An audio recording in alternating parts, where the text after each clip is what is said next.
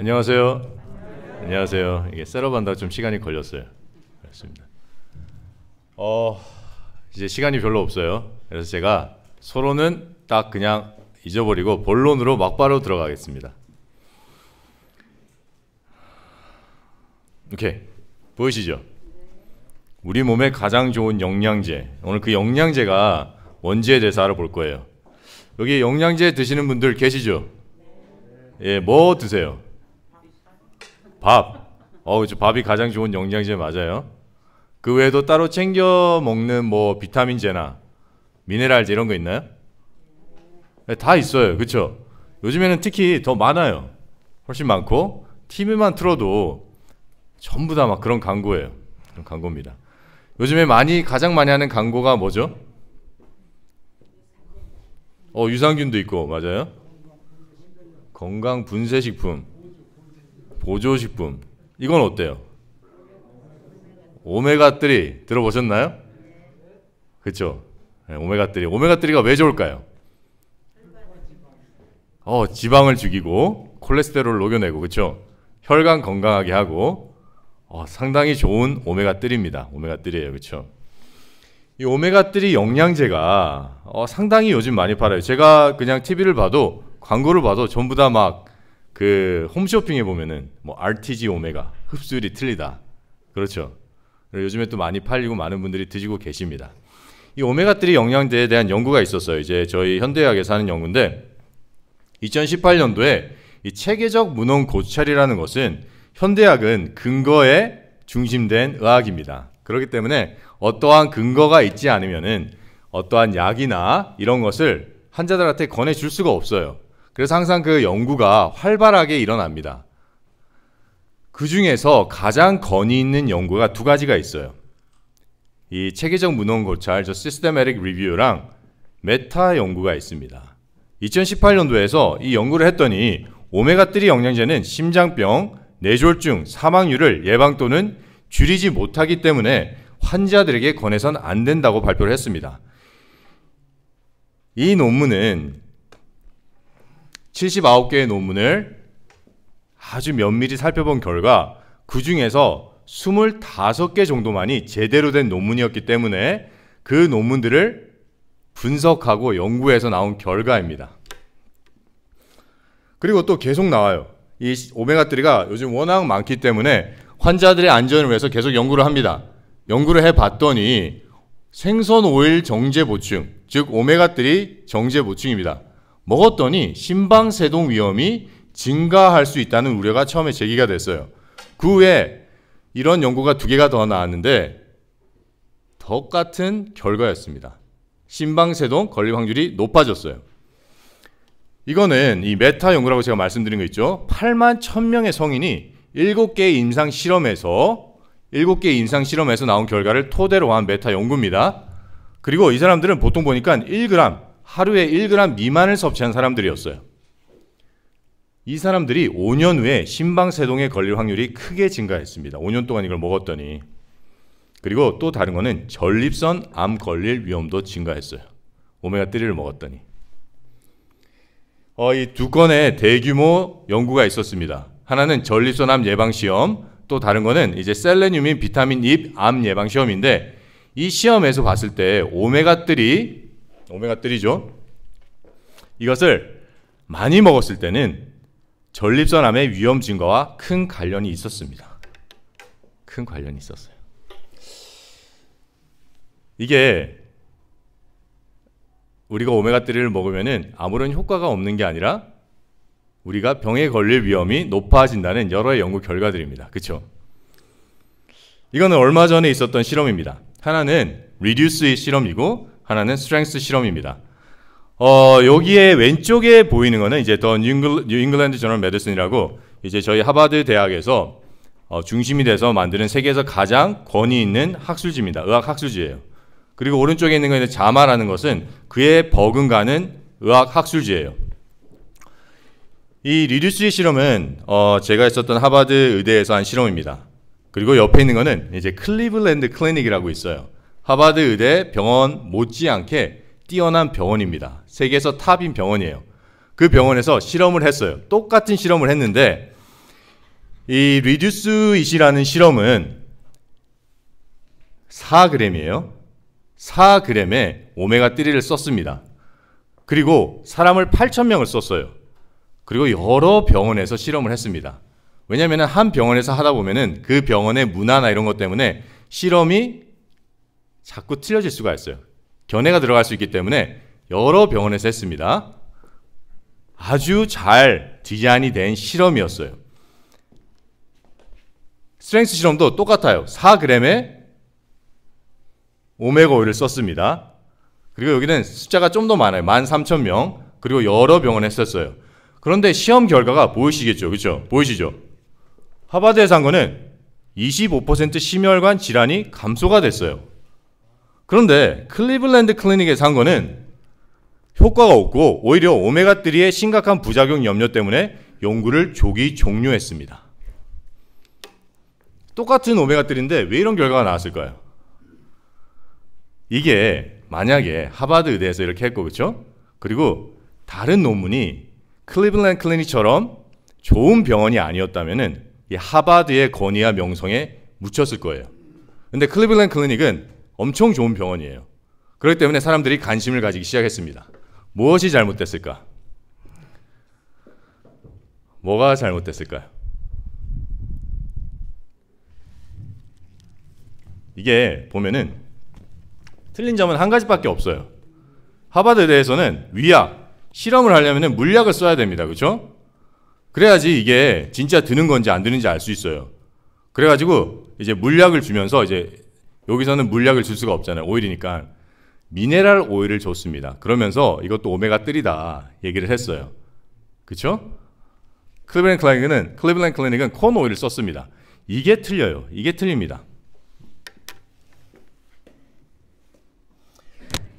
그래서 봤더니 이 미네랄 오일이 위약으로서 제대로 된 역할을 하지 못했습니다. 위약은 솔직히 우리 몸에 들어와서 아무런 일도 하면은 안 되는 게 위약이에요. 그렇죠? 근데 이 미네랄 오일을 자세히 봤더니 미네랄 오일을 먹으니까 LDL, 나쁜 콜레스테롤이 올라가고 CRP, 우리의 염증 수치가 올라갔어요. 그래서 이 위약이 오히려 사람의 몸을 나쁘게 만들었기 때문에 아무런 효과가 없는 오메가3가 효과가 있게 나타난 겁니다. 아시겠죠? 위약이 아무런 효과를 못해야 되는데 물약인 줄 알고 줬더니 이게 오히려 사람의 건강을 나쁘게 만들었어요. 그러다 보니까 오히려 아무런 효과가 없었던 오메가3를 먹었던 그룹이 더 병에 안 걸리는 거예요. 그래서 이런 결과가 나왔습니다. 그런데 클리블랜드 클리닉에서 했던 콘 오일은 아무런 제대로 된 우리 몸에 아무런 영향을 주지 않아서 아무런 효과가 없다라는 결과가 나왔던 거예요. 그래서 이게 이 하버드 의대라면은 솔직히 그렇게 무시할 만한 학교는 아닙니다. 그렇죠? 나름대로 권위도 있고 그리고 또 오래도 됐고 이러한 학교에서 하는 실험에도 오류가 있을 수가 있어요. 오류가 있을 수가 있습니다. 거기 있는 사람들과 교수진이 아무리 열심히 해도 어쩔 수 없이 우리 사람이 하는 일이라서 이러한 오류가 있을 수가 있어요. 그래서 요즘에 왜 사람들이 논문을 많이 얘기를 합니다. 그렇죠? 논문 들고 나와서 많이 얘기를 해요. 그런데 이 논문이라고 다 올바른 논문이 아닙니다. 그 중에 하나의 예가 이거예요. 그래서 우리는 어쩔 수 없이 의사들이 나와가지고 논문을 가지고 얘기를 하면은 맞나 보다. 그렇죠? 우리가 TV를 틀어서 홈쇼핑을 막 보는데 안 그러면 무슨 쇼 같은데 요즘에 거의 다 홈쇼핑 같더라고요. 건강쇼들이. 의사들이 나와서 논문들을 가지고 RTG가 좋다. RTG 오메가가 좋다. 유산균이 좋다. 얘기를 합니다. 얘기를 해요. 거기에 나오는 논문들은 다 신빙성이 없는 제대로 되지 않는 논문들입니다. 논문이 발표가 되면은 저희 대학병원에서 하는 건 그거예요. 모든 교수진들과 전문의들과 저민이, 수련이, 의대생들이 다 모입니다. 그리고 그 논문이 아무리 저명한 의술주에 쓸렸다 그래도 그 논문을 들고 팝니다. 다 들고 파요. 머리를 싸매고. 그 중에서 가장 우리가 잘 들고 파는 것이 방법이에요. 논문은 어떠한 가설을 어떠한 방법으로 해서 이게 맞다 안 맞다를 얘기하는 게 논문이에요. 그렇기 때문에 이 가설을 잘 디자인 안 된 논문들은 방법에서 꼭 티가 납니다. 그래서 그 방법을 아주 열심히 연구한 다음에 그 방법이 맞으면은 그 논문을 우리 환자에게 적용하기 시작합니다. 왜 이런 스텝을 하냐면은 환자의 목숨이 너무 중요하기 때문에 그래요. 어디서 논문에서 어느 한 연구진이 했다고 해서 다 맞는 말이 아닙니다. 그리고 그런 위험 부담이 있기 때문에 꼭 그러한 검증 작업을 거쳐서 환자들에게 쓰는 것이 맞습니다. 그런데 TV에서 그렇게 얘기하는 의사들이 쓰는 그 논문은 신빙성이 상당히 없는 논문들이에요.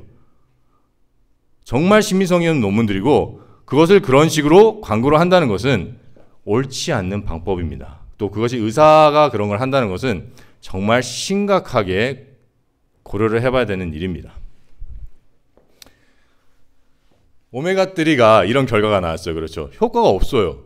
효과가 없고 오히려 우리 몸에 심방세동을 일으키고 남성분들 같은 경우에는 전립선암이 걸릴 위험이 증가한다는 연구들이 나오고 있어요. 그래서 이제는 저희 의사들이 음식으로 눈을 돌리기 시작했습니다. 음식으로. 음식 하면 생각나는 게 뭐가 있죠? 오메가3 하면은 고등어, 등 푸는 생선, 그죠?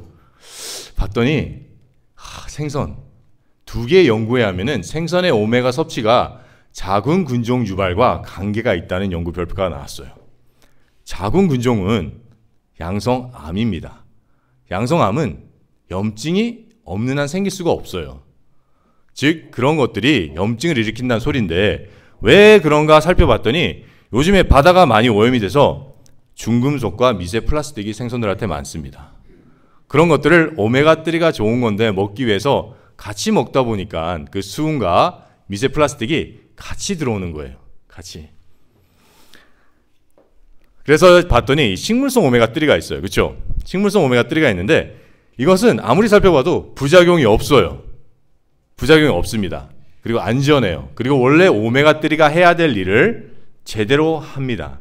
그것이 바로 씨앗, 견과류, 그리고 생들기름, 그리고 채소에도 어느 정도의 오메가3가 들어있습니다.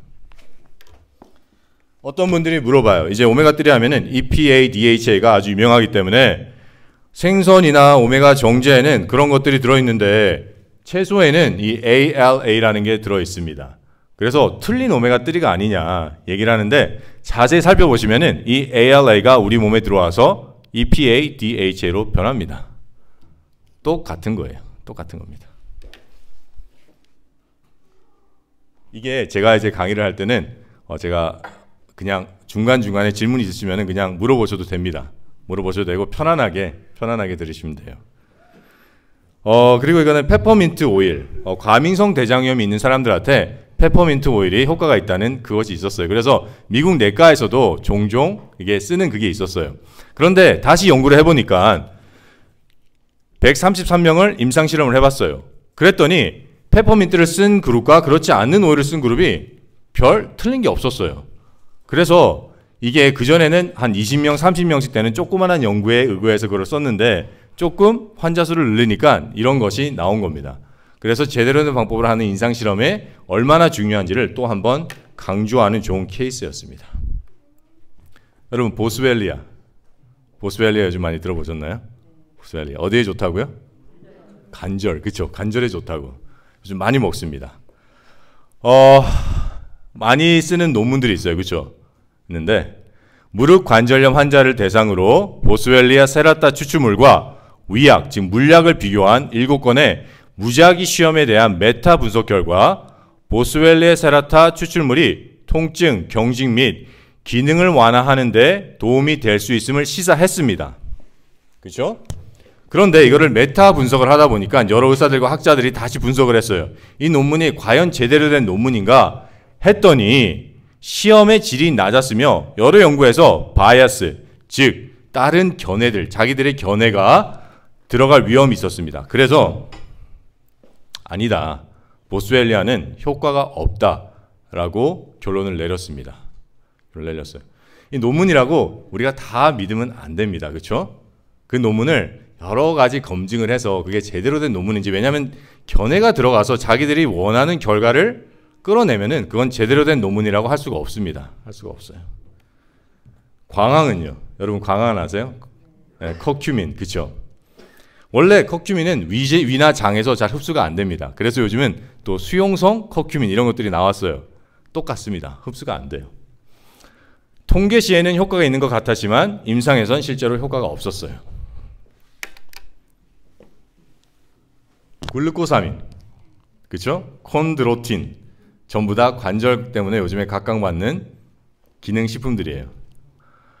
여러 연구가 상반되는 결과를 내보냈어요. 거의 모든 연구가 이 영양제들의 효과를 부정합니다. 한 연구 결과에 하면은 이제 높은 양의 약은 어느 정도의 효과가 있다고 발표를 했어요. 하지만 면밀히 검토한 후에 통계상에서 효과가 있다고 볼 수는 있으나 실제 임상에서는 효과가 없다고 판단됐습니다. 그리고 제약사에서 스폰서를 했습니다. 이게 제약사에서 스폰서한다고 모든 연구가 다 나쁜 건 아니에요. 근데 제약사에서 스폰서 했다 그러면은 저희 의사들은 한번 다시 더 검토를 합니다. 어쩔 수 없이 더 검토를 합니다.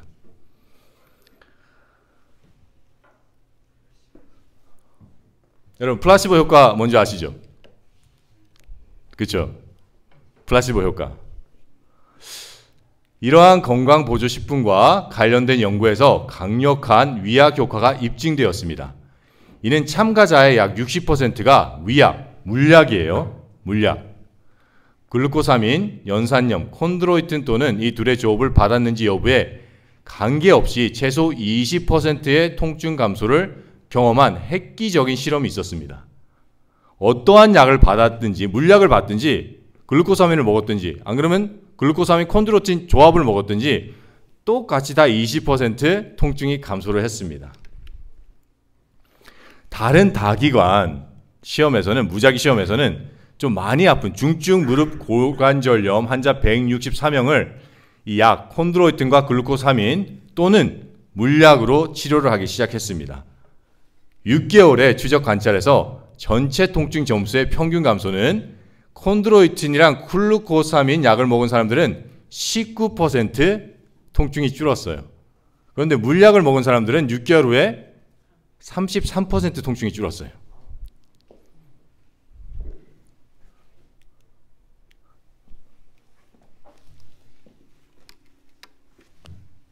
이건 좀 큰 차이입니다. 그렇죠? 6개월 동안 먹었는데 이게 뭐 하루 이틀 먹은 것도 아니고 6개월 동안 먹었는데 이게 우리의 정신이 얼마나 우리의 몸에 직접적인 영향을 끼치는지 정확하게 보여주는 좋은 예예요. 이 플라시보가. 이게 플라시보라는 게 정말 많아요. 이제 실험을 하다 보면은 얼마 전에는 이제 심장병이 있는 사람들한테 베타 차단제라는 약을 씁니다. 이 베타 차단제는 심장병이 있는 사람들한테 꼭 필요한 약이에요. 이 신약이 발견됐기 때문에 물약과 그냥 이 베타 차단제를 썼는데 물약을 먹은 사람들의 심장 박동수가 훨씬 낮아졌어요. 원래 베타 차단제는 심장 박동수를 낮추기 위해 먹는 약인데 신약보다 훨씬 더 효과가 좋은 거예요. 물약이. 이만큼 플라시보의 효과는 명확합니다. 그래서 이 플라시보 효과는 우리가 맨날 논문을 검토할 때 꼭 염두에 두는 거예요. 염두에 두는 겁니다. 그렇다면 우리가 먹는 영양제 과연 효과가 있을까? 그렇죠? 한번 의문을 가져볼 필요가 있습니다. 비타민, 미네랄 영양제가 병을 예방하고 수명을 늘린다는 증거 자료는 어디에도 없습니다. 어디에도 없어요. 어느 한 군데라도 제대로 된 의사들과 제대로 권위 있는 병원에서 인정하는 논문에서 이러한 결과는 어디에도 없습니다. 2013년 이제 체계적 문헌 고찰에 하면은 이 미국 질병예방특별위원회라는 기관이 있습니다. 아주 과학적으로 모든 것을 해석하고 가이드라인을 주는 곳이에요. 그렇기 때문에 미국 의사들 사이에서 상당히 권위 있는 기관으로 인정을 받고 있는 기관입니다. 거기서 영양제와 미네랄 영양제 등의 효능과 안전성을 위해서 대대적인 검토를 했어요. 그랬더니 심장병, 암 등 각종 질병 예방에 효과가 없다고 발표를 했습니다. 종합 비타민 영양제도 마찬가지예요. 질병 예방, 치료, 수면 연장에 별다른 효과가 없어요. 그리고 종합 비타민을 많이 먹어봤자 치매 예방에도 효과가 없다고 발표를 했습니다. 많은 결과와 다양한 비타민 보충제를 조사한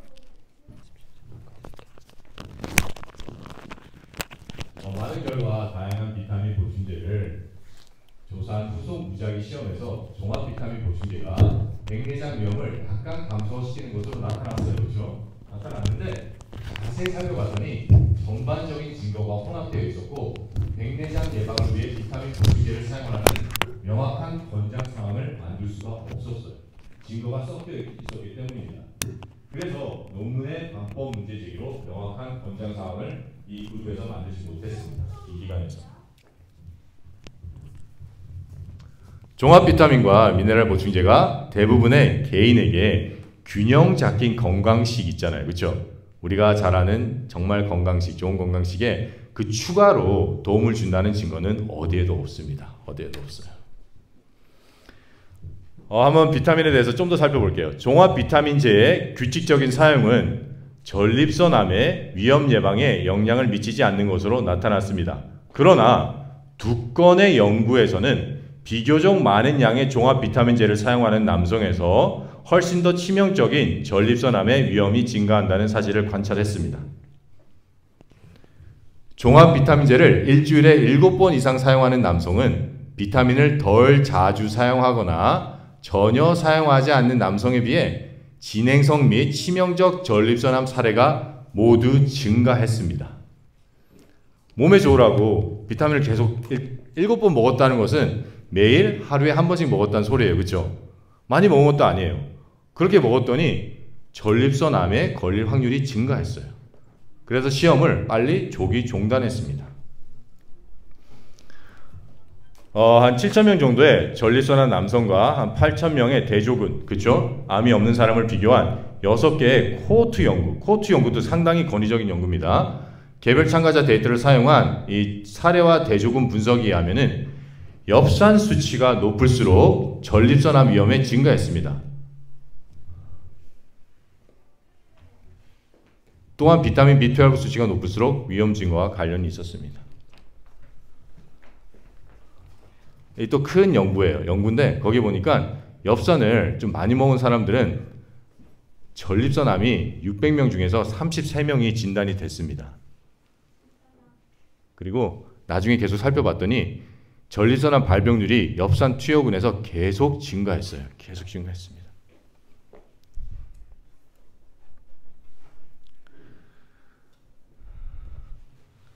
또 다른 연구에 보면은 비타민이 사용하는 경우 전립선암 위험이 더 높을 수 있다고 발표를 했습니다. 또한 셀레늄, 요즘에 또 셀레늄 많이 먹어요. 그렇죠? 셀레늄을 많이 먹었더니 거기도 전립선암이 걸릴 확률이 높아진다고 나왔습니다. 요즘에 또 아연도 요즘에 코로나 바이러스 때문에 각광받는 영양제 중에 하나입니다. 그걸 먹었더니 연구를 봤더니 최소 2건의 연구에서 아연 보충제 사용과 전립선암 위험 증가 사이의 연관을 시사했습니다.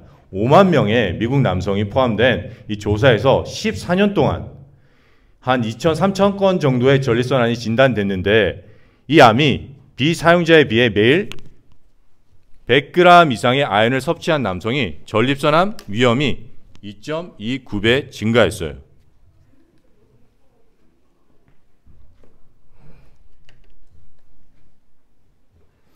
이게 비타민제를 먹었더니 암에 걸릴 위험이 생긴다고 합니다. 그렇죠? 연구 결과에서. 이런 일들이 왜 일어날까요?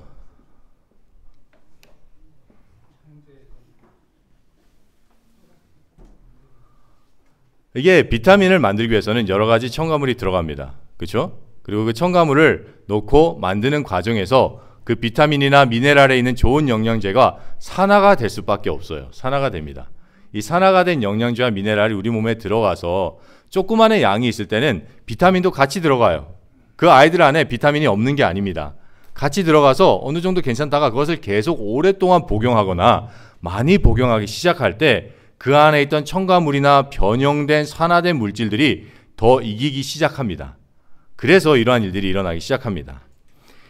우리나라에서 미국에 있는 영양제를 많이 수입해 먹어요. 그렇죠? 많이 수입해 먹는데 미국에서는 영양제 관리를 안 합니다.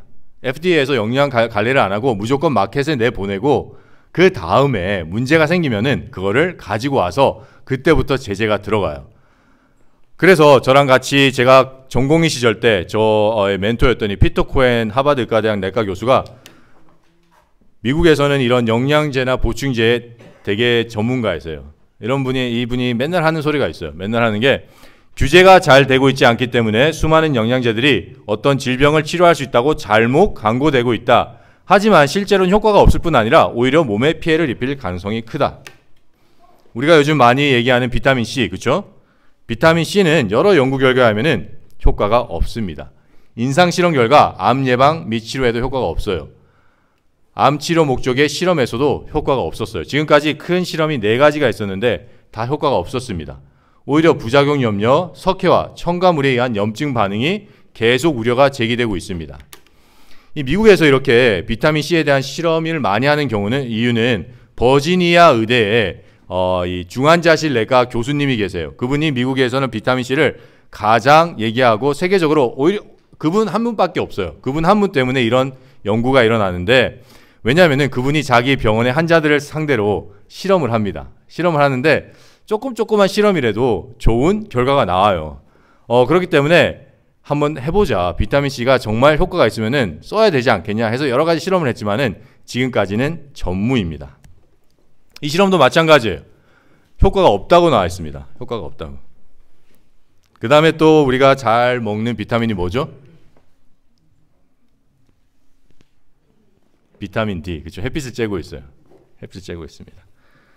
우리가 이 비타민 D를 정확하게 알기 위해서는 우리가 정말 비타민 D가 부족한가를 알아야 돼요.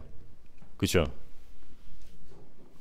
이 서울대 의대 가정의학과 박상미 교수팀은 2008년에서 2011년 동안 5,008명 정도의 인구를 대상으로 의료보험 자료에 의거해 분석한 결과 우리나라 여성 중 10명 중 7명이 비타민 D 결핍으로 나타났다고 합니다. 비타민 D 결핍의 여성의 평균 수치는 13.9예요. 비타민 D 레벨이. 그리고 여기에 쓰긴 컷오프 레벨은 20이었습니다. 20. 20보다 13.9가 훨씬 낮아요. 결핍 맞죠? 그렇죠? 결핍이에요. 카톨릭 의대 한 교수팀은 남성 중 86%, 여성은 93%가 비타민 D 결핍이라고 보고했어요. 근데 이 교수팀은 비타민 D 정상 수치가 30을 썼어요. 20 대신에. 그러니까 더 결핍 사람이 많아질 수밖에 없겠죠. 국가별 비타민 D 결핍 인구 비율입니다. 한국을 보면은 88.2%예요. 세계에서 탑이에요. 그쵸? 탑입니다. 정상치를 30으로 했을 때, 그쵸? 탑이에요. 그래서 이러한 요즘에 한국뿐만 아니라 전 세계적으로 비타민 D에 대해서 많이 얘기를 합니다. 특히 코로나 이런 것들도 많고, 그리고 옛날부터 이 비타민 D에 대해서 얘기가 많았어요. 그래서 아까 제가 말씀드렸던 이거 뉴 잉글랜드 저널 오브 메디슨에서 논문이 발표가 됐어요. 비타민 D 결핍, 진짜로 우리가 결핍일까? 전 세계적으로 비타민 D 결핍일까? 하고 얘기를 했습니다. 봤더니 지금까지 우리가 썼던 수치 있잖아요. 컷오프, 아까는 30을 쓰고 20을 썼는데 그 쓴 컷오프 수치가 너무 높게 책정이 됐습니다. 이게 그것을 보여주는 그래프인데요. 이게 RDA라고 권장 섭취량이 있습니다. 권장 섭취량이 있는데 권장 섭취량은 여기에서 딱 이게 권장 섭취량이에요. 이 권장 섭취량이 어디서 유래가 됐냐면은 옛날 2차 세계대전 때 군인들이 얼마나 못 먹었겠어요. 그래서 이 군인들을 튼튼하게 만들기 위해서는 이 정도 밥을 먹여라. 거기서 나온 게 권장 섭취량입니다. 그래서 이 정도의 사람들을 만들려고 하는데 그게 너무 높게 잡혀져 있다. 원래 30, 20이 아니고 10으로 내려와야 된다고 얘기를 하고 있습니다. 10으로 내려오면은 우리나라에서 비타민 D 결핍인 사람이 거의 없어져요. 거의 없어집니다. 오히려 이게 높이 석정이 됐기 때문에 상한 섭취량을 우리가 먹고 있다고 강력하게 지적을 했어요. 그 논문에서. 상한 섭취량을 먹게 되면은 과잉 섭취가 되고 건강상의 위험이 나타나기 시작합니다. 나타나기 시작해요. 잘못된 개념을 적용했고, 그쵸? 그래서 대다수의 사람들을 비타민 D 부족으로 정의하게 됐습니다. 오히려 과다 복용을 초래함으로 몸에 해를 끼치게 됐습니다. 이게 적정량은 훨씬 적어요. 훨씬 적습니다. 그래서 미국에 있는 권위 있는 대학병원들은 비타민 D 검사를 증상이 없는 사람들에서 하지 않고 있습니다. 그런데 요즘 우리나라는 많이 해요. 많이 합니다. 어딜 가나 비타민 D 검사를 합니다. 이 비타민은 적정량이 이거예요. 10. 많이 쳐주면 16입니다. 이게 적정량입니다. 적정량이에요. 이 비타민 D가 2만 1,000여 명의 성인 대상 연구 결과 암 예방이나 심혈관 질환 예방에 아무 효과가 없었습니다. 이 뉴 잉글랜드 저널 메디슨에서 나온 내용입니다. 비타민 D를 많이 먹었더니 연부 조직, 근육, 결체 조직, 혈관, 림프관, 관절 지방에 석회화가 됐어요. 연구 결과입니다.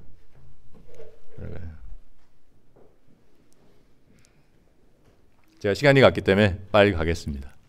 이게 여러 가지 연구 결과가 비타민 D가 아무런 예방이나 치료를 하지 못한다고 발표하고 있습니다. 그리고 이거는 오메가3와 비타민 D가 유방암 예방이나 치료에도 아무 효과가 없다는 2만 5천 명을 대상으로 한 연구 결과입니다. 연구 결과예요. 다 마찬가지예요. 항산화 비타민 A 이러한 여러 것들이 아무런 효과가 없습니다. 효과가 없고 이제 베타카로틴 여러분 그렇죠? 베타카로틴이 몸에 좋다 얘기를 하죠. 그렇죠? 그래서 많이 먹어요. 많이 먹는데 이 베타카로틴을 우리가 당근으로 먹었을 때는 우리 몸에 어마어마한 좋은 영향을 끼칩니다. 그런데 정제로 먹기 시작하면은 폐암이나 다른 암에 걸릴 확률이 높아졌습니다. 높아졌어요.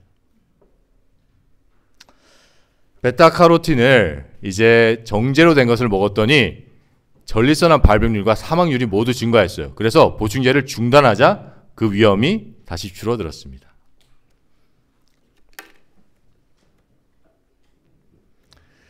높은 양의 비타민 정제를 먹을 시 일어나는 일들입니다. 이거는 그냥 항상 먹는 양이 아니고 높은 양이에요. 많은 양을 먹었을 때 비타민이 사망률 증가, D 췌장암 걸릴 확률 사망률 증가, 비타민 폴릭 애시드 그렇죠? 엽산 암 걸릴 확률 증가, 비타민 A 폐암 걸릴 확률 증가였습니다.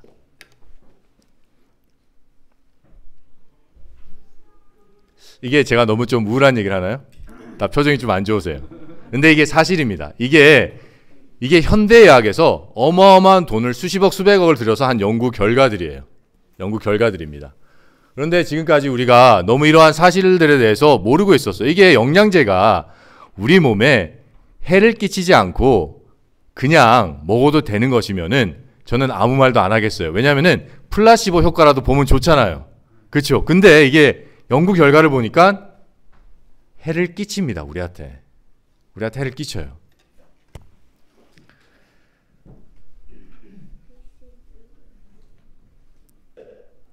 칼슘 정제는 어제 제가 말씀드렸어요. 그렇죠? 넘어가겠습니다.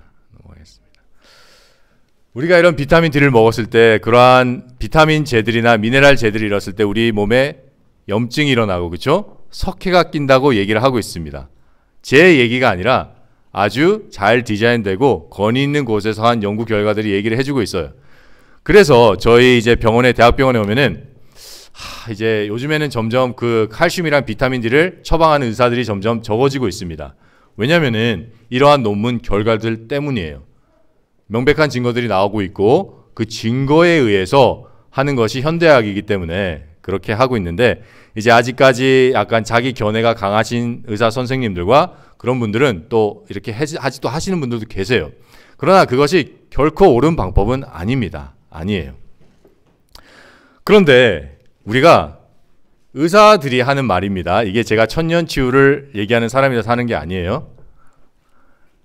충분한 양의 채소와 과일이 많은 병을 낫게 하고 수명을 늘린다는 연구 결과와 증거는 엄청 많습니다. 엄청 많아요. 채소와 과일을 많이 먹어서 몸에 문제가 됐다는 연구는 어디에도 없습니다. 어디에도 없어요. 그렇기 때문에 우리가 이 비타민 미네랄을 먹지 않고 살아있는 채소와 과일을 충분히 섭취해줘야 됩니다. 섭취해줘야 돼요. 이 채소들, 그렇죠? 과일들, 이러한 모든 것들을 충분히 먹어줘야 돼요. 왜 그러냐면은 채소와 과일에는 우리 몸에 필요한 모든 비타민과 미네랄이 풍부히 있습니다. 그 외에도 수많은 항산화제들이 들어가 있어요. 항산화제들이 들어가 있습니다. 그리고 녹즙과 과일즙은 이러한 비타민, 미네랄, 효소 등을 간과 위에 부담 없이 우리 몸에 아주 잘 흡수할 수 있도록 또 도와주는 역할을 합니다. 그렇기 때문에 우리 몸에 가장 우리가 많이 먹어야 될 것은 살아있는 채소와 과일입니다. 근데 약간 그게 양이 모자른 것 같다. 그러면은 많이 먹어야 돼요. 왜냐면은 요즘에는 양이 모자랄 수밖에 없습니다. 요즘에 재배 환경이 전부 다 공장형 재배 환경가 상당히 많아요. 그래서 옛날처럼 안 그런 곳도 있지만은 거의 모든 곳들에서 옛날보다는 영양분이 좀 떨어질 수밖에 없어요. 그래서 대량을 먹어줘야 되는데 그 대량을 먹어줄 수 있는 좋은 방법이 우리가 주스로 먹는 방법입니다. 그런데 이 주스로 먹는 방법에 대해서 여러분들이 많은 오해를 하고 계세요. 그러나 주스로 먹는 방법에서는 어느 의학 논문이나 의학 자료를 살펴봐도 그게 우리의 간이나 위나 신장에 부담을 준다는 것은 어디에도 없습니다. 어디에도 없어요. 거기에 대해서 질문이 있으시면 제가 나중에 또 설명을 드리겠습니다. 절대 아닙니다. 많이 먹을수록 도움이 됩니다. 다만 올바른 방법으로 드셔야 돼요. 이게 제가 시간이 갔지만 잠시만 얘기를 하고 넘어가겠습니다. 이제 저희 의사들이 이제 볼 때 환자들이 이제 특히 뭐 간암이나 이제 좀 간 경화나 안 그러면 신장이 많이 안 좋으신 분들이 한 번씩 수치가 높아져서 오세요. 그래서 여러 검사를 해보면은 별 다른 이유가 없어요.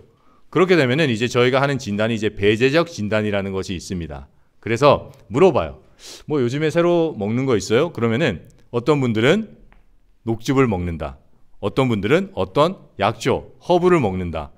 이런 얘기를 하세요. 어떤 분들은 뭐 인삼을 먹는다. 미국에도 인삼을 많이 쓰기 때문에 물어봐요. 그러면은 다른 것을 다 검토했을 때 그것만 새로운 거예요. 그렇죠? 저번에 병원 왔을 때랑 그러면은 그게 문제예요.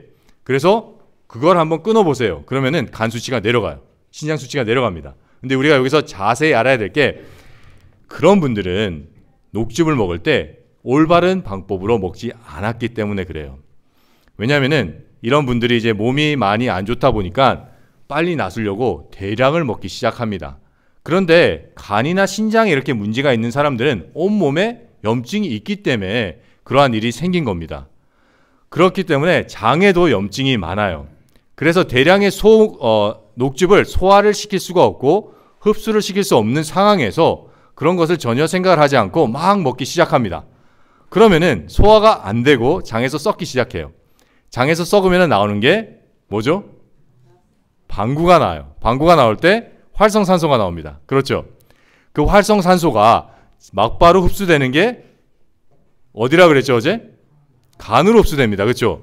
그러면은 간에 피해를 입히는데 우리같이 건강한 사람이 방구 한 번 껴서 우리 간에 입는 피해와 그렇게 간이 원래 안 좋은 사람들이 활성산소로 인해서 입는 간의 피해는 엄청난 차이를 볼 수밖에 없습니다. 그래서 우리가 아무리 많이 먹어도 방구를 껴도 간 수치가 안 올라가는데 그런 분들은 조금만 그런 상황이 와도 수치가 올라가는 거예요. 이렇게 될 때 보면은 녹즙이 문제였을까요? 먹는 방법이 문제였을까요? 방법이 문제입니다. 그리고 우리가 또 다르게 살펴봐야 될 것은 말기 간암 환자나 만성 신장 질환 환자들이 녹즙과 과즙을 먹고 회복이 됩니다. 회복이 돼요. 녹즙을 많이 먹어서 농도가 짙어서 간과 신장을 녹아내린다는 그러한 것은 의학적으로 말이 안 되는 거예요. 과학적으로도 말이 안 됩니다. 말이 안 되는 거예요. 예. 환자가 과즙을 먹으면 안 된다라고 되면 당연히 빨리 올라가기 때문에. 예. 그건 어떤가요? 그것도 이제 잘못 알려진 건데 이제 그 당뇨 환자가 과일을 먹지 말아야 된다는 것은 이제 글라이시믹 인덱스라는 게 있어요. 이제 당뇨 환자분들은 아실 거예요. 그 연구에서 어떠한 과일의 당의 그 인덱스가 높으면은 수치가 높으면은 먹으면 안 된다. 어떤 거는 괜찮다. 이렇게 한 연구가 있었는데 그 연구는 아주 단기로 한 연구였어요. 거기서 이제 여러 가지가 나와서 브릭스도 나오고 글라이시믹 로드도 나오고 이렇게 했고 잘못 이렇게 와전이 된 거예요. 그 논문을 읽어보면은 이것은 단기의 결과이기 때문에 단기만 연구한 결과이기 때문에 다른 장기 연구 결과가 꼭 필요하다고 그 논문을 연구한 사람들이 얘기를 해놨어요. 그런데 이루어지지가 않았어요. 이루어지지가 않았고 왜 이루어지지 않았을까요? 별 필요가 없었기 때문이에요. 이게 과일은 우리가 당뇨일수록 더 많이 먹어줘야 되는 식품이에요. 제가 있던 하버드 대학병원에서는 당뇨 환자들한테 과일을 먹으라고 그럽니다. 왜 그럴까요? 당뇨는 과일과 채소를 많이 먹지 않아서 걸린 병이기 때문에 충분히 먹어주라고 합니다. 먹어줘야 돼요. 과일이 당뇨의 원인을 치료합니다. 그 과일에 있는 당은 정제된 과당, 흔히 말하는 프루톡스라 그러죠. 프루톡스. 그거랑은 틀려요. 왜냐하면 과일에 있는 과당은 비타민과 미네랄과 효소에 쌓여 있습니다. 그래서 우리 몸에 들어와서 효소와 좋은 에너지원이 됩니다. 그리고 당뇨를 치료하는 좋은 원료가 되고 여러 연구 결과하면은 이 과일은 암을 예방하는데 어마어마한 효과도 있어요. 효과도 있습니다. 드셔야 돼요. 드셔야 됩니다. 근데 그 이제 당뇨 같은 거 우리가 받아 보면 호주도 몇 알 뭐 이렇게 정해져 있잖아요. 네네. 사과는 4분의 1 이렇게 뭐 이렇게 있는데 그거 다 잘못된 것들이네요. 예, 그게 이제 약간 뒤처진 거죠. 예, 뒤처진 거고 이제 우리나라도 얼마 있지 않으면 변하리라고 생각을 합니다. 예, 생각을 합니다. 알겠습니다. 제가 시간이 많이 갔기 때문에 마치도록 하겠습니다.